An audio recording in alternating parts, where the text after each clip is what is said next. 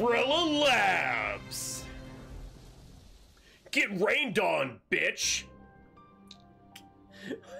I don't know where that came from. Preferences. Can I go full? Oh, it's made with Ren'Py! Oh my! It's a visual novel with bonuses! Nice, okay, return. Symbol of sacrifice. Start the game.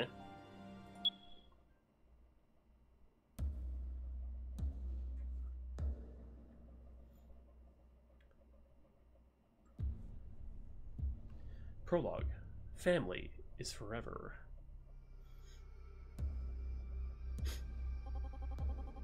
In the dimly lit corridors of the decaying castle, Azel's heart pounded in his chest, matching the frenzied rhythm of his footsteps. Echoes reverberated off the cold stone walls, and dust particles danced in the air, illuminated by the faint rays of light filtering through cracked windows. They cast ghostly shadows on worn tapestries that had once adorned these grand halls. Thoughts swirled through Azil's mind, hesitation and doubt haunting his every step. Damn it all. How did it come to this? Hey, it's actually voiced. Okay, cool. Just not the narrator. I would like to be the narrator! I can do multiple voices. His voice is swallowed by the heavy dampness and decay that hangs in the air and mingles into the lingering aroma of long-forgotten battles. It permeates the abandoned castle that had once been a symbol of power and grandeur. Now its halls echo with the melancholic whispers of its forgotten history.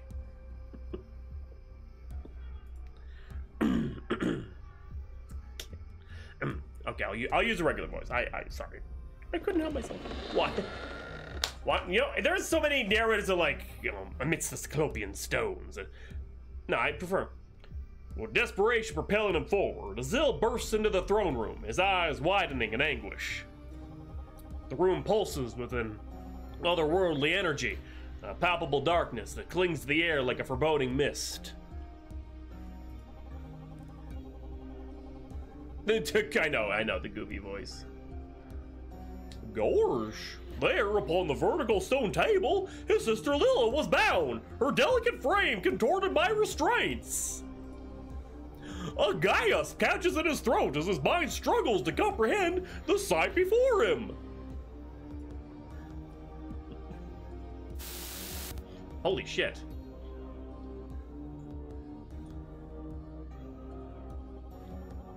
Azil's breath hitches as he absorbs the scene, the gravity of his sister's captivity crashing down upon him. That's a little bit of exsanguination there. Fear and sorrow meld into an overwhelming torrent of emotions, threatening to drown him in despair. Oh, excuse me. The castle's unsettling stillness offers no solace, only serving to amplify his anguish as he faces something wretched and impossible to understand. He fumbles through his memories, searching for clues, retracing his steps to uncover the sinister chain of events that led him to this nightmare. As his mind races back to earlier that day, time all but stops. Oh, now we're doing a flashback. Azil! Oh, I hope she dies. Just her voice. Her voice cuts through the darkness like a blade. Huh? Azil, Azil, Azil!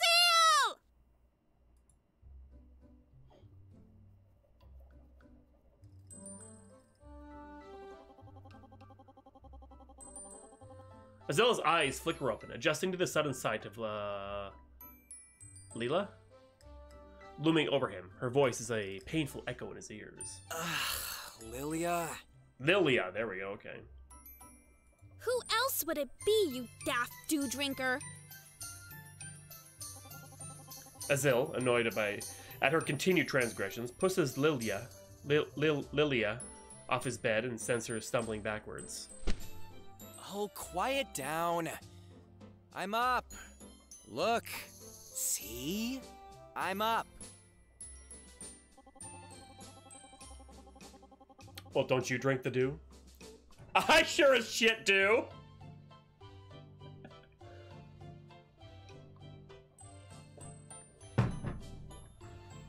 I have diabetes. His protest trails off into a grumble as he covers his face with the bedsheet, seeking refuge from the disturbance. Lilia's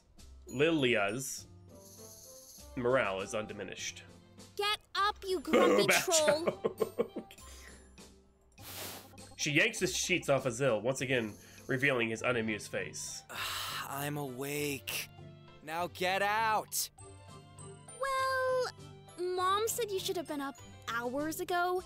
Sun's nearly at peak, and you need to tend to the farm. It's noon? Also, why is he dressed like some JRPG antagonist when he's a simple farmer? Is he a cosplayer? I'm giving him a backstory. Must have been burning the midnight oil with all that studying for your test. Oh, wait. You failed. You know just how hard that damn test is, and to manage the farm as well. Ravis. Leave me be. I'll be up in a Cyclops wink. Lilia is on her way out. Azil can't help himself and mutters one last jab about his sister. So irritating. You're like a moth fly in my ear. Nah. Lilia stops and turns around to stick her tongue out at Azil, then skips out the room while humming a playful melody. Azil clambers out of bed and instantly feels the exhaustion piling on, the tightness in his shoulders, the pain in his back. Regardless, he must get up. Azil glances down at himself and pats through his body as if to make sure it was really his own.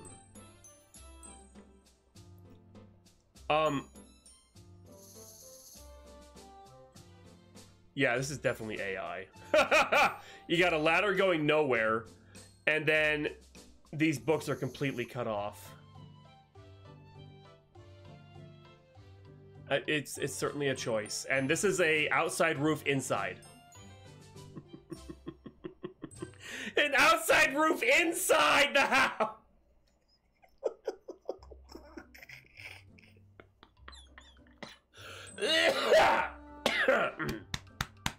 Excuse me. Oh my god. I'm sorry. I mean, I guess it's better than having no art to a degree, as long as this was ethically sourced and that rug just pattern, like my god, but yeah, AIs. And then you got a bar leading to, oh, you can't see that my, okay, one second, wait, where's the display capture? Properties, capture the cursor, okay, there we go. Okay, so there we go. So right here, there's a bar, just a bar out in the middle of nowhere, connecting to nothing. Just that little end there, and then boom, nothing. I shouldn't be yeah. I'm not gonna pick it apart though. I'm just gonna make a little bit of fun of it. Have a good night, Dora. Thanks for hanging out though. Appreciate it. Well, you don't sleep with your metal pauldrons on, Chevy. Yeah, have a good night, Dora. Oh. I guess I was so exhausted yesterday, I fell asleep without getting changed. Well, okay, there's our explanation. Attempting to train and study for the exam while also managing the farm? It's impossible. Azil shakes his head. I have so much to do. I just failed the military exam last month, but it feels as if a year has passed. I need to work harder and get my head out of the clouds, or I'll never catch up to Ittori. To be perfectly honest, I would say just buying like even a generic pack of backgrounds would be better than using AI, in my opinion. I'm very anti-AI for commercial projects. As a placeholder, okay, sure. As long as they're gone before the game is actually released in full. Like, for the demo, okay, sure, whatever. You wanted to get something out there for people to explore the story, to experience the story, you know, to get people talking, etc., etc. But in the finished product, I would definitely, I don't know, I'm a big anti-AI kind of guy when it comes to commercial projects. Unless you, like, trained it yourself off of, you know, ethically sourced art sort of things. I don't know. It's hard for me to kind of explain my position because, like, I understand it can be good for a lot of things. Like, AI does help with a lot of things and also to make work easier. That's exactly what it should be. But to completely replace a position like an artist with like AI, like a background artist, you know, things like that, with just AI, and also like the Adobe thing, I don't trust it, man. I don't trust Adobe shit as far as I can throw it. So, but there, I'm not here to talk about my opinions on that. I talked about my opinions on the game. Several hours later. Collapsed on the floor, rug beneath him, Azil stares at the ceiling with dull eyes. A cacophony of sounds swirl around him. His mother's toiling away in the kitchen. Cooking? Cleaning? He isn't sure, and it doesn't matter either way. There's an endless amount of both to occupy her. Meanwhile, Lilia is speeding through one novel or another. Azil never could quite sit down and read like her, he muses. Each turn of the page contributes to the room's melody. Azil tries to count how quickly she's reading each set of pages, but loses interest fast. His father, despite his illness, still found solace in his pipe, which was burning with a strong odor. The sickly sweet scent of smoke strengthened with each crisp spark of medicinal herbs he puffed on. Azil allowed himself to sink into the atmosphere and fully appreciate this reprieve from after the day's arduous farm chores. As he well knew, he still had a lot of work to do. Suddenly, his daydreaming is interrupted by the rattling of the doorknob. He pauses for a moment to listen, and it seems the entire family does as well. The soundscape in which he was previously invigorated has evaporated, drowned out by the loose knob of the weathered door. It doesn't seem anyone is expecting a visitor. The front door creaks open. A figure emerges from the doorway. He lugs a bag over one shoulder and a sigh of exhaustion escapes his lips prior to his proclamation. It's John Cena! Hello! I've returned, albeit a bit... Before he can even steady his footing, a whirlwind of energy pounces him. Brother! I've missed you! Hey there, Lilia. As energetic as ever, I see. He rubs an arm around Lilia for an embrace, while reaching out a hand to gently pat Azil's head. Too proud to greet your brother with a hug. Is that so, Azil? Come now. No need to shy away. Azil? Interesting name. Welcome back, Itori! I've missed you too. I'm glad to be home. Seems like you've been keeping up with the farm. You learn quickly, little brother. Also, you're not so little anymore. You've grown quite a bit.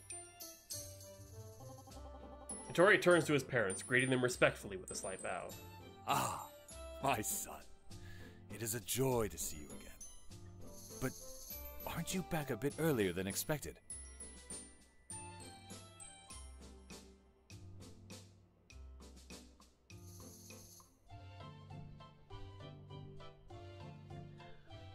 That art doesn't match the other art. They didn't kick you out of the academy, did they? I need to not be so picky. Father, you always assume the worst. I've got an eye for stuff like that, Trinket. Worry not. Our postgraduate training camp ended early, so I had a few days off. I thought it would be a fine opportunity to use this time to pay you all a visit. Oh, don't listen to your Oh, 100%. We're delighted to see you, and your timing is perfect.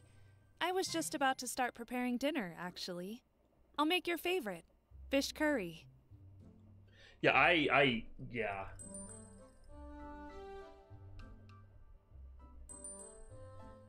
I want to say it's AI, but I'm not 100% on it. Nothing would make me feel more at home. Thank you, Mother. And what have my two favorite troublemakers been up to? Been refining that magic of yours, Lilia? I have! Master Diana says I've surpassed all her expectations for my class.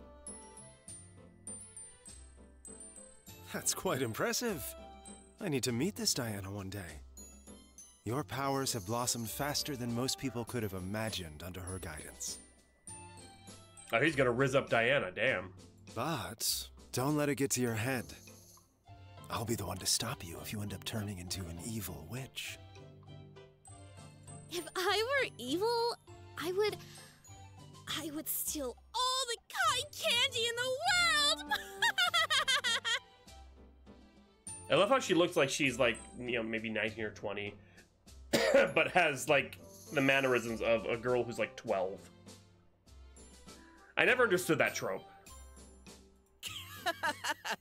That might be the most evil plan I've ever heard. You'd make all the fairs in Akarath go sour. Ah, and don't think I forgot about your birthday, Lilia. I have a gift for you from Regalia, but it's a surprise that'll have to wait until later. Oh, No, I yeah, thanks. love surprises! And what about you, Azil? You've grown, and dare I say, the farm is in better shape than when Father was tending to it. But you always did say you would try to match my performance on the military exam. You haven't forgotten, have you? I see through some prose lines. No, my training has been more intense than ever. That's great to hear. Have you taken the exam yet? Well, yes, but... Oh. You don't sound very excited. Are you having... Whoops. Oh no, the voice is gone! Should I tell about joining the military? It's not that, it's just... It's, He failed. Lilia, ever eager to share secrets and an opportunity to embarrass Azil, blurts out the truth. He failed his test. He's just too embarrassed to say it. Expecting the worst, Azil hides his head down in shame. Furious with his sister, ashamed towards his brother. He begins to twiddle his fingers, thinking of what to say. Itori's warm laughter fills the room at Lilia's excitement to tell him the unfortunate news. Come now, Azil. There's no need to look so glum. The test has a 90% failure rate on the first try. Plenty of my classmates failed. Some more than half a dozen times. I have no faith in this country's military power whatsoever. It's about commitment. That's why they let you take it again. You'll surely pass, but I know it's hard. You've never been one for patience. Oh, but Itori, I know you won't be any rank-and-file soldier for long. You're one of the few perfect scores in the history of the exam. There's that trope, too. You spoil me with things to brag about to the other mothers. You're my favorite child. Oh, she should sound like this. Oh, but Itori, I know you won't be any. Oh, ow, ow, ow. Or like, yeah, no, not Joan Rivers, no. Azil couldn't help but sigh. His mother could always find a way to snuff out a good moment. I did ace the physical assessment, though. It was just those damn mathematics questions. What, right? Besides, that stupid test asked some of the most ludicrous things I've ever heard. Itori, when would you, or I, or any man for that matter, need to find the angle of a Talonwing's beak? But enough about me. We're all dying to hear how things have been. Tell us about Regalia. Where was the joke? I don't get the joke. What is a Talonwing like a funny bird? Does it not have a beak? What's the joke? Honestly, I have no idea where to begin. It's nothing like home. The scale is massive. I've never seen a grander sight. Not to mention the presence of magic and all the inventions that don't make it out to the countryside. City Like aside, toilets. the classes have been eye-opening. I was going to share this news over dinner, but I've received a recommendation for the Special Forces program due to my class rank. If I continue along this path, I may just be a general before I retire. Whoa. You really think so, Itori? That's so cool! Azil couldn't help it, and his insecurities are written all across his face. This reunion is starting to feel more and more bittersweet. You're strong, Azil. Not just physically. I've seen you endure hardship after hardship. And I know you're not one to take no for an answer. So be patient, brother. You have time. I know, it's just... That's enough moping. How about something to take your mind off things? What if I teach you some of the techniques I've learned at the academy? What? Now? Right now? I see no reason why not. Besides, traveling has made my legs stiff. I could use the stretch. Aw, not fair. I want to learn too. If what you said about Master Diana was true, I have no reason to believe you can't hold your own. Come. Let's see that magic in a sparring match. Are we actually going to get to the RPG aspect of this? Oh dear.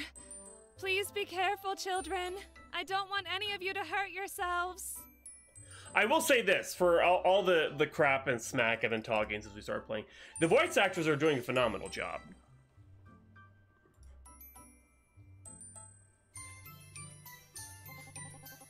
The siblings rush to the field behind the house. A sea of grass gently sways in the wind. The familiar smells of the forest and farm greet the siblings. There it is before them, the lifeblood of Akarath. Let's see how my siblings have been faring in my absence. 2 against 1, okay? I won't be holding back.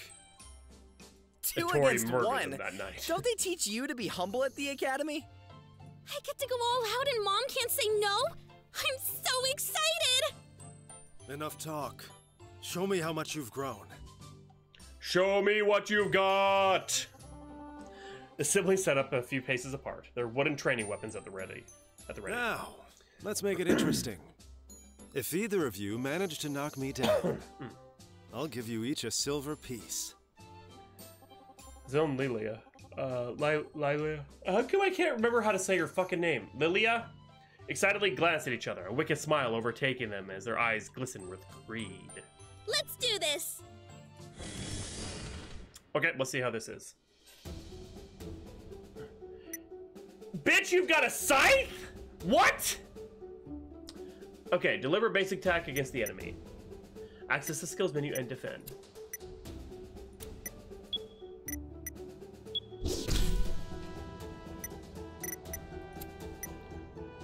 Lily Chan's power points through so near to recover Alake, so...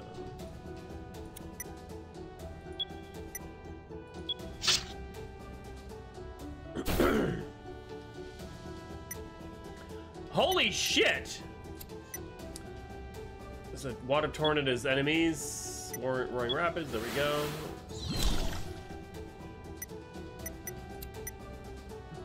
The only heal, and I can't do it. Oh, jeez. Somebody's gonna die. Oh, no deaths, okay. Surely this is not all you have in you. Brace yourselves! I've been practicing this move all year at the academy.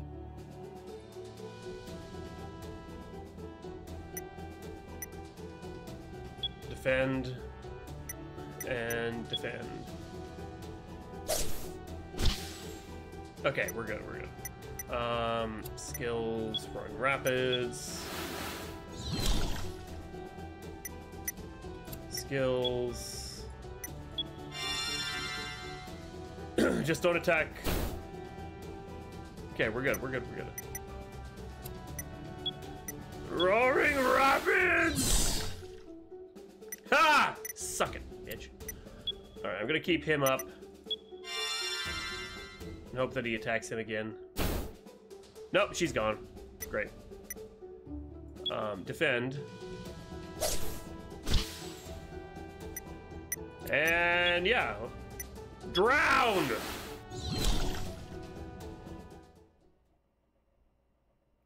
Sweet.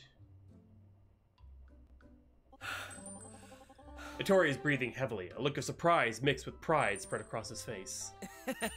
Done already, brother? Ha! Don't get too cocky. I was holding back. No way! You were holding back? I used everything I had.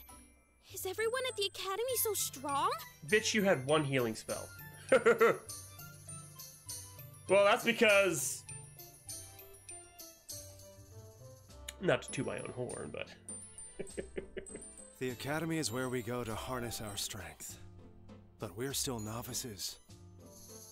The world is full of terrifying beasts and powerful enemies. Why, in the mountains just outside of Elysia rest a wyvern they call Cirilla. Cirilla. A wyvern? Aye. They're a rare breed of winged beast adorned in an armor of scales. Cirilla has guarded the southern mountains for as long as local records show. Some believe she's protecting the skies, while others believe she's biding her time for an attack. Lilia gulps as she imagines a giant beast rampaging through their village. Don't be scared, Lilia. If a giant lizard wants a piece of Elysia, I'll send it scurrying away. Ah, yes, the cocky younger brother. That confidence may be your undoing, Azil. Cirilla is merely the tip of the iceberg. Much of Sonir is still unexplored. Lilia's fear... Why did my voice... Good lord. Lilia's fear fades as the magnetism of the unknown brightens her eyes with the light of curiosity. Exploring the world and discovering new places sounds like an adventure I'd love to go on. Anyway, you've both genuinely impressed me. I can see how badly you both want to become stronger. Jeez. To be honest, I haven't been as motivated as I should be. Getting crushed by you, though? Oh, I'm not just a stream anymore. I'm a roaring river now. Did he just say that his brother makes him wet? I'm going to train harder than ever and wash away that test. Did you all have a good time? Nobody got hurt, did they? Just Azil's ego. They're Still a talking bit like too we early lost. for dinner.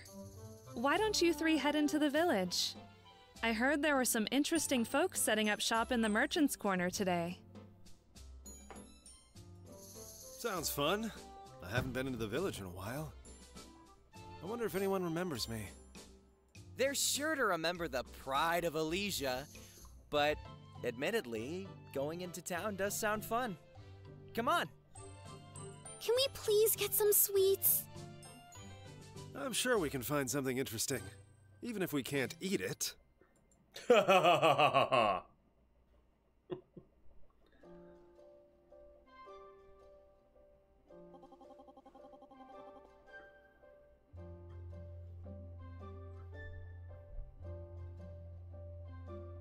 I'm seeing some Euclidean nightmares here, so that's all I'm gonna say. The siblings weave their way into the central grounds of the village. Although traveling merchants were a common sight, a few seemed out of place in Akarath. The regular stalls were all accounted for, with quite a few new stalls that seemingly just arrived this morning. Mother really wasn't joking. I've never seen any of these merchants before. Which one should we visit first? The Baharian merchant! I don't know what that is, but... Lilia catches sight of the brilliant array of crystals that glitter in the sunlight on the third merchant's table. Without hesitation, she scurries over and the trio finds themselves standing before the Baharian merchant. Greetings. I am Caldier. I see you folks have a good eye. What you have before you are the best droids that Baharia has to offer. I love her. Droids? I've only read about these. I've never seen one. It's quartz. It's just quartz. They're magical crystals used to store magic energy and fuel various contraptions. We used them at the Academy to determine our essence affinity. Good eye, young man. Yeah. It could just be that they didn't have mom and dad bus and they decided to just throw them together real quick at the last minute. But I would definitely say, like, AI backgrounds aside, all the artwork of the characters should match, or at least very closely match. Because when it's different enough to be noticed, like really noticeable, it is jarring, and it really feels what's the word I'm looking for? I don't want to so much call it amateurish as just not polished. You know what I mean? It makes me feel like there's no quality control between, like, hey, even if you get a different artist, a lot of times you can request that, hey, this is for a project. The main artist wasn't able to finish it. I need a couple of busts that match this style. Can you do that?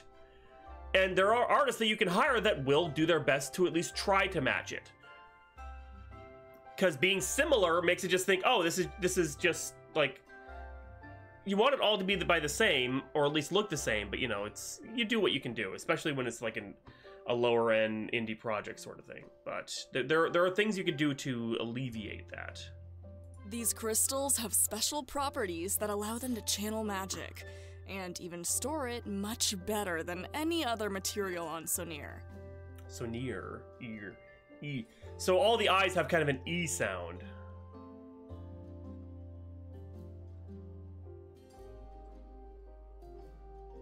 Why does that...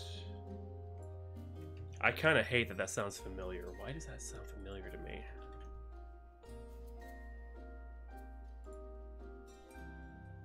Oh my god, I've played this.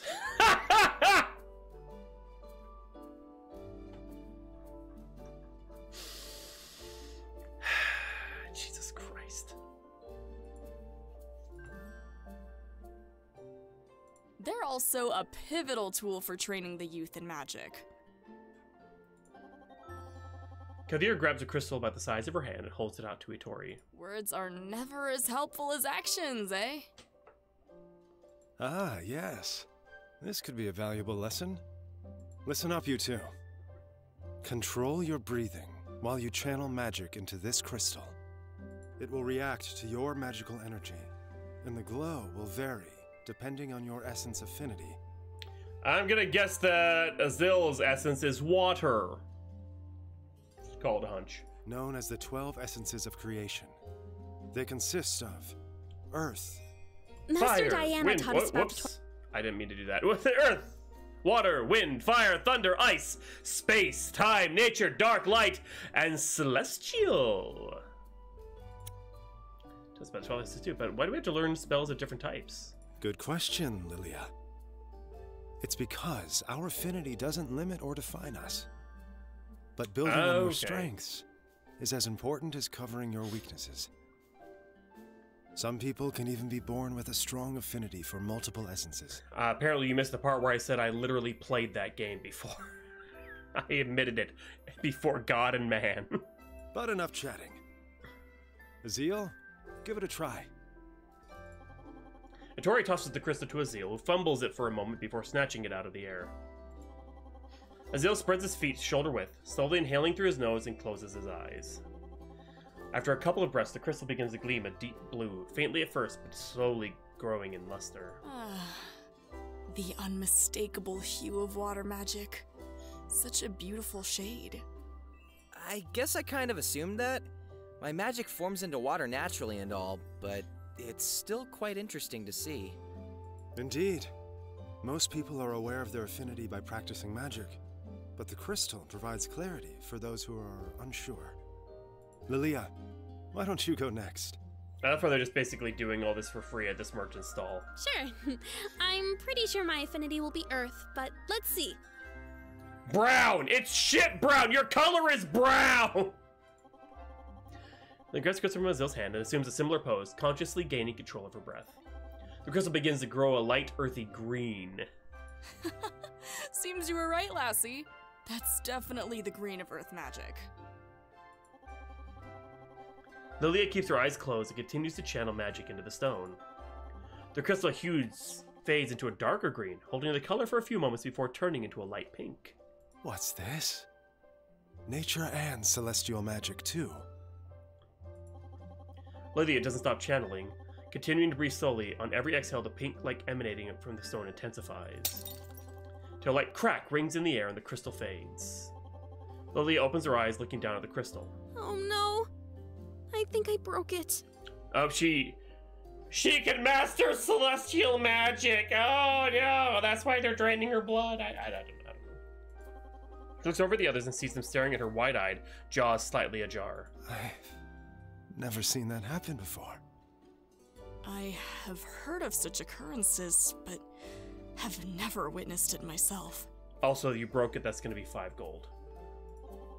Lilia looks down at her feet, holding back her guilt. I'm sorry. I didn't mean to break it. Fret not, young lady. We aren't appalled that you broke it, but that you appear to have affinity for 3 different magics. Most interestingly, you're connected to the celestial type, an extremely rare affinity in its own right.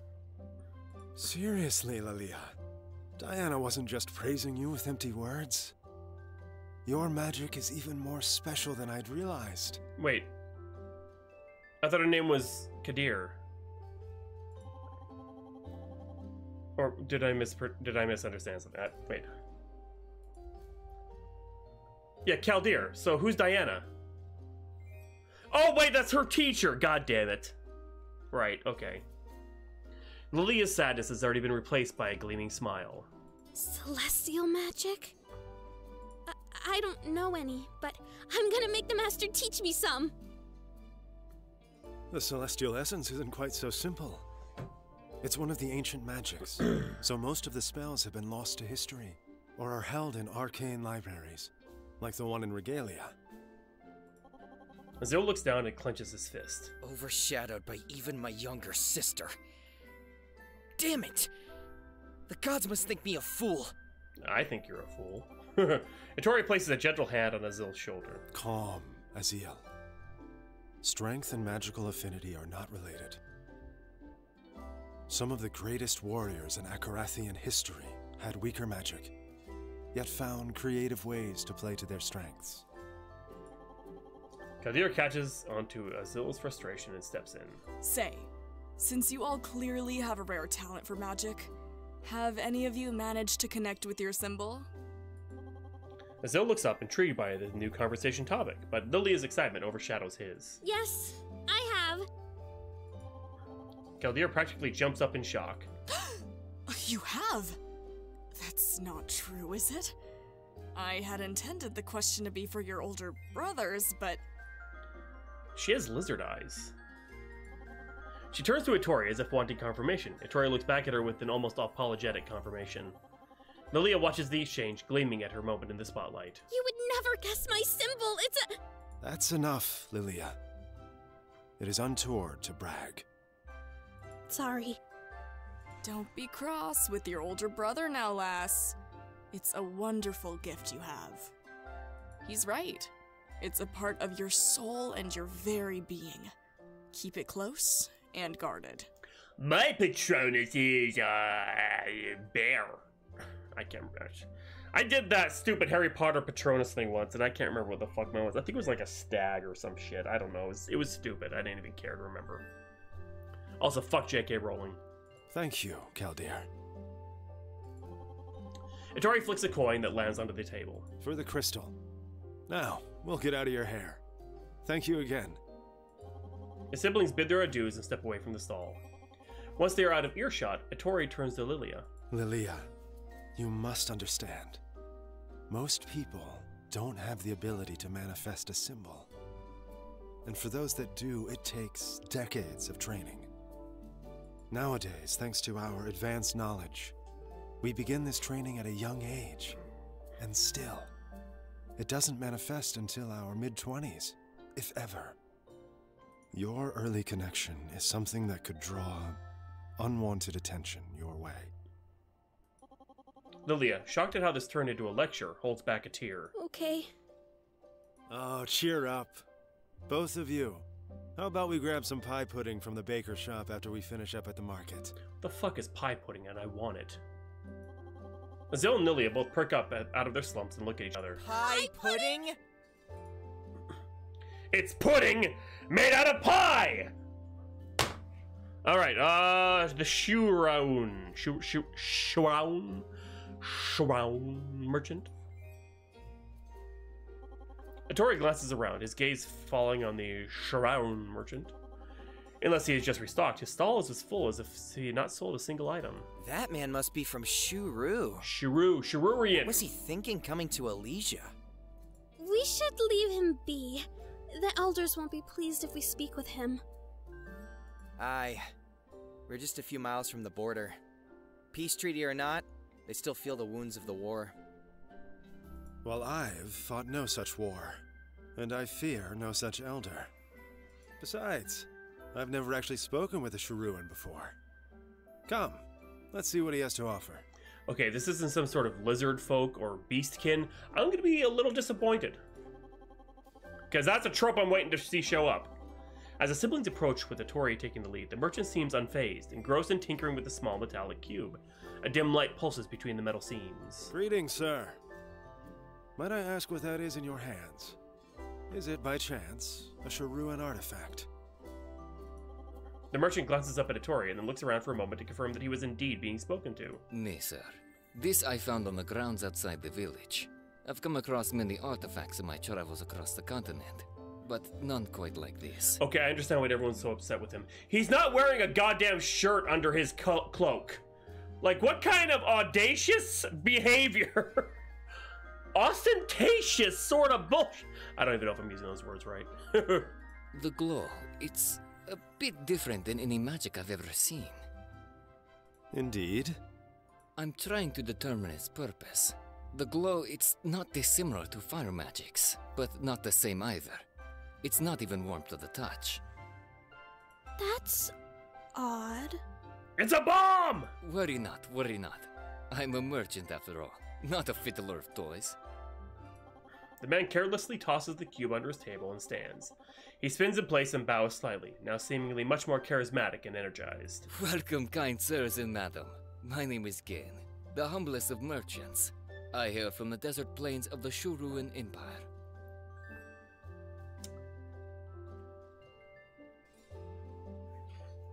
Why is he so white?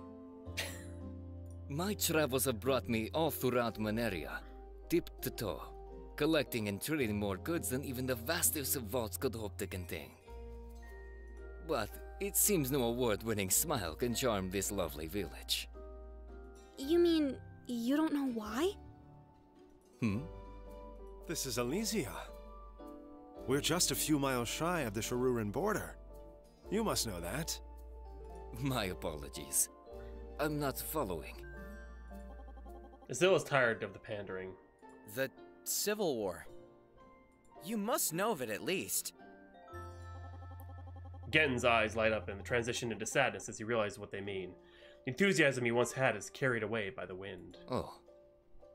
I haven't had any connection to the borders or the history in quite a long time. Most of us are too young to have any memories of the war. But the elders are no doubt unhappy you're here. We merchants live by a code of sorts. One such law we follow is that a merchant passes no judgment on coin. Such is our way. It's difficult to remember that not everyone can be so open-minded. Or open-pursed. Shuru is vast. I dare not ask forgiveness for my ancestors. But know there are people of all walks of life there. I'm but one grain of sand, carried by the breeze. Okay, wait. He said civil war. A civil war is within a country itself. So unless the Shururian Empire was part of Akarath, or however you say it, and then they splintered off after the Civil War, I don't understand why would they call it a civil war? Civil wars are, by their very definition, a war waged within a country waging war on itself. Hattori smiles at the merchant. Aren't we all? Suddenly, an egg flies across the group, narrowly missing the Shururian merchant. The group turns toward the direction of the throw, seeing a kid scramble away and disappear into the village, leaving them with nothing but his fading snickers and giggles. The children here hate me too? Gen begins tossing his trinkets into a box by his feet. You're packing to leave? An unwanted merchant is no different than a beggar. No sense in being where the coin will stay in its purse. You three, you're kind. Thank you for shedding some light on my ignorance. Perhaps I'll have better luck in another village. That is unfortunate. We would have liked to have learned more of Shuru. But are you sure? Gen shakes his hand. I've traveled plenty. I know it's safer to camp alongside the road than in a place that doesn't want you. Perhaps the winds will carry me somewhere younger, unburdened by the weight of our shared history. Khajiit has wares if you have coin. Sorry about the mean kid, but happy travels. Gen nods at her with a smile and finishes packing up. I hope our paths cross again. Since he is drawn, I'm going to guess they will. He gives them a two-fingered wave and offers another grin before walking off. The group looks back at the rest of the merchant's corner and decides what to do next. Alright, home merchant. The siblings did recognize one of the three merchants, Tomas. I'm just guessing it's said as Tomas, because no other name has been said in the way that I thought it would be phonetically. A regular in the village for as long as they could remember. Look! Tomas is back! Fucking called it! Goddamn! Oh, that brings back a lot of memories. I used to help him load his wares in return for snacks when I was young. Don't tell Mother, though. She didn't approve. Oi! Who's that pipsqueak looking my way? Itori's back at his humble little village. Indeed I am, Tomas. Though not quite a pipsqueak anymore, don't you think? Welcome back, Thomas. You always have the best stories. Where did you go off to this time?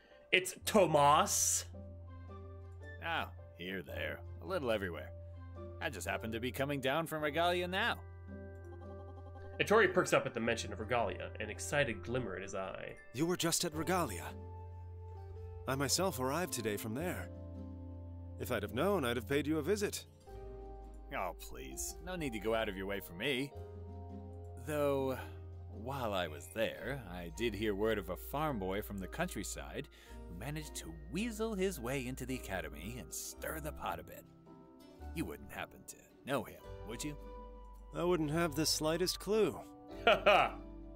So, what brought you up to Regalia? Anything besides business? What can I say? Business or no business, it's a great place to hear things. Hear things? Yeah, words, you bitch. What happens in Regalia decides what happens in all of Akurath. If you don't have an ear to the ground there, you're running blind.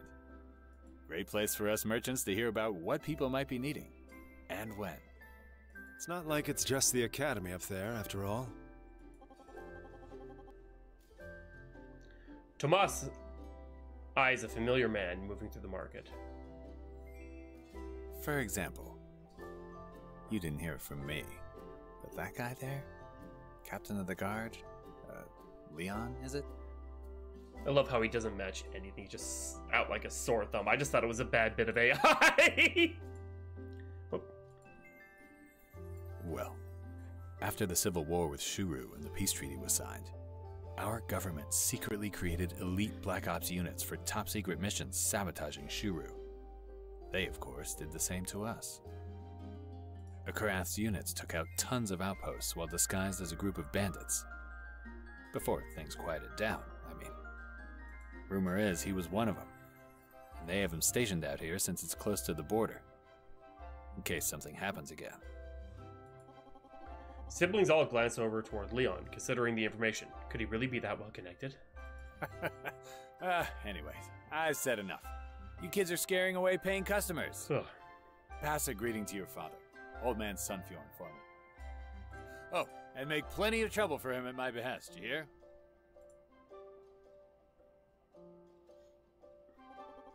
As the siblings leave the final market stall, Lilia's thoughts, still echoing with the sound of the droid crystal shattering, begin to drift, carrying her away to a moment long tucked away in the shadows of her past.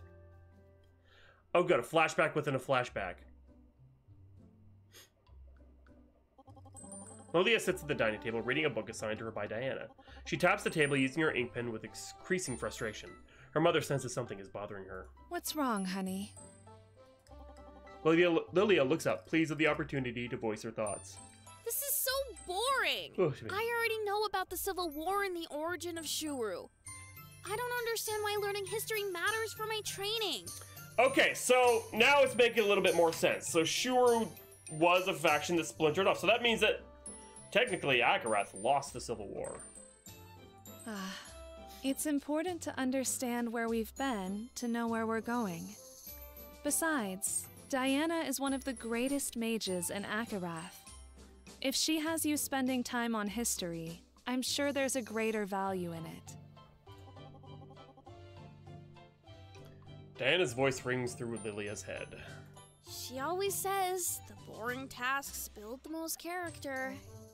But I don't quite believe her. Me either. Lilia's mother laughs at her bright young daughter's laments. Your struggle reminds me of my childhood. I always had trouble focusing on mundane tasks, but I managed to outgrow it. I feel at peace simply cooking and cleaning. After the lobotomy. Anyways, you will get through it. Awesome. Alright. Lilia perks up a bit, knowing she wasn't alone in her inability to focus. Still, she groans as she turns her nose back to her book. Appreciate it, I guess. Ah, itchy eye. When I first began training, I all had progressed red. faster than the students in my general classes, and my teacher couldn't focus on giving me special attention. So, instead, she suggested a private instructor. I didn't know what to expect, but was excited to meet my new tutor. I was told she used to be a high mage in the King's Court and didn't normally take students anymore, especially ones as young as I. However, she was willing to give me a chance at my teacher's request. This is the one that Trinket was saying, that Diana My character? first session was at Diana's home, a few miles away from mine. When I first arrived, humming a song stuck in my head, Diana was waiting outside. You're late. I was caught a bit off guard and stammered through my answer. I was so much shyer back then. I'm sorry. I may have gotten a bit distracted chasing a serpent fly. If you're not serious, don't waste my time. Diana went inside without another word. This was not the first impression I planned on making, but I wasn't going to give up so easily. I am serious. I chased after her and entered the home. Damn, just let yourself in. We spent the first hour going through basics. Breathing techniques, incantations, and elements. It seems your teacher was right. You're a lot further along than I'd expect someone your age to be. I read a lot. I've studied every book my mother has. I learned a lot from her, but she refuses to teach me any of her ice magic. Child, conjuring elemental magic isn't quite so easy. You may be able to light a fire without a fire affinity, but casting a spell beyond that requires an aptitude for the type. From what I can tell so far, you have an earth affinity, and the mother's intuition is special. She must have had an inkling at your gift. But unfortunately, I don't have an Idrioid crystal on hand to confirm it. Anyways, it's too early for you to bother with learning any magic that requires your element. Let's start with something a little more fundamental. Fundamental. She walked over to the wall at the back of the room and waved her hand over it, whispering an incantation. Verum Revelar. F is for friends who do things together. U is for you and me. After a brief pause, the wooden panels began to shift. They separated as they folded into each other, revealing a wall of blades, axes, and staves. Staves. The tides of reality are unforgiving and unyielding. You will not always have time to prepare a spell or recite an incantation. A weapon is as valuable to a mage as any book of spells is. Have you ever trained with a weapon? Yes, ma'am. I practice the sword with my brothers when I can. Swords are well-balanced weapons, but steel is a poor conduit for magic. Materials that come from life are better suited for a mage. Bone. On Maneria, trees are plentiful.